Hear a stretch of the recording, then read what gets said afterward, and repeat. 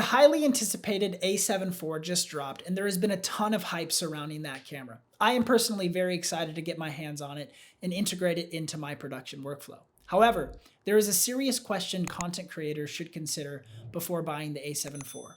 That question being, would the A7S III actually fit my needs better for $1,000 more?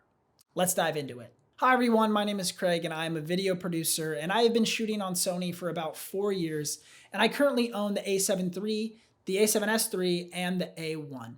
I just actually placed a pre-order just a few minutes ago for the A7 IV and see here it is right there. After watching several trusted reviews from my favorite creators and taking a look at the Sony announcement this morning, there are a couple big things I think content creators should consider. Sony is really pushing the A7 IV as a hybrid camera, which in most ways it really is.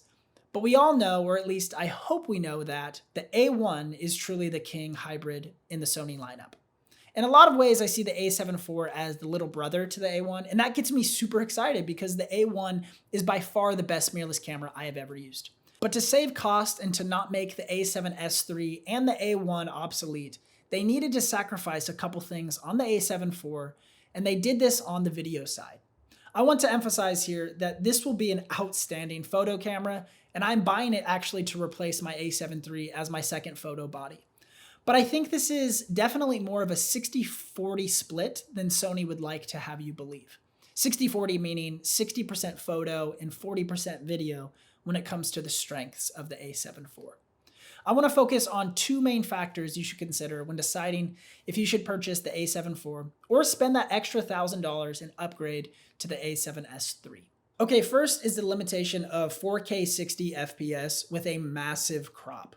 In my A7 IV hopes and expectations video, I mentioned the inclusion of 4K 60 and Sony delivered it to us kind of. The only way you can shoot in 4K 60 is effectively turning that brand new 33 megapixel full frame sensor into a 16 megapixel crop sensor. And this is honestly such a bummer for me. I've wanted to switch over everything for my business to 4K 60 for a while now, but having to crop all of my lenses to 1.5 times crop every time I want to shoot in 60 FPS is a limiting factor that honestly can sway me against reaching for the A7 IV on a shoot day. I love the field of view that a full frame sensor brings, and stepping down to Super 35 mode anytime I want to shoot in 60 frames per second is going to be a tough sell for a lot of video creators. Okay, and the second limitation I wanted to touch on is the sensor performance in 4K. The A7 III had horrible, and I mean horrible, rolling shutter performance in 4K. I was overjoyed when I got my A7S III because I no longer had to worry about fast handheld actions or panning while in 4K.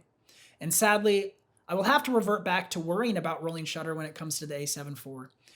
And when it comes to low light performance, we see clean ISOs and S-Log3 until about 12,800, maybe one stop higher than that, which is crazy high and much better than the A7 III. But the A7S III cleans up again at 12,800, and I have confidently shot at 51,200 ISO in certain situations. Noise performance just doesn't compete with the low light king A7S III. Don't get me wrong, the A7 IV is awesome, but don't let the marketing deceive you about its hybrid nature. This is not the A7S III. There's a reason the A7S III is the king of mirrorless video, especially at high ISOs. You just can't beat it right now unless you step up an additional like $3,000 to the A1, and even then you sacrifice low light performance. If you are a video creator, I would pause for a second and think, what are my needs? Do I want to lean into the photo capabilities of the A7 IV? And if so, that's great, because this is basically the little brother of the A1. Or do I mostly create video content and I would be better suited in the long run to invest an additional $1,000 in the A7S III?